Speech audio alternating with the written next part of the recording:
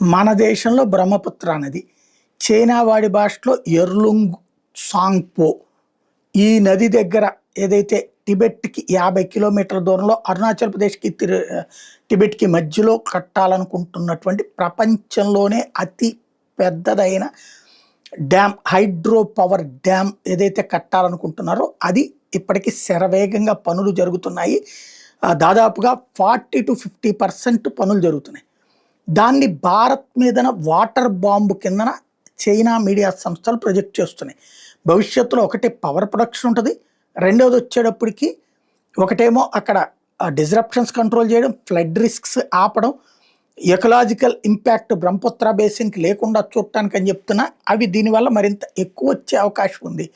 భవిష్యత్తులో ఎప్పుడైనా యుద్ధం వస్తే అక్కడ కనుక గేట్లు తీసేస్తే మన ఈశాన్య రాష్ట్రాలు కొట్టుకుపోవాలన్నటువంటిది ప్లానింగ్ చైనాది. మరి దానికి ఆల్టర్నేటివ్గా భారత్ చేయకుండా ఉంటుందా? దానికి యువతలే భారత్ కూడా ఇంకో హైడ్రో పవర్ ప్లాంట్ ప్లాన్ చేస్తుందన్నదే ఇప్పుడు ప్రస్తుతం జరుగుతున్న చర్చ.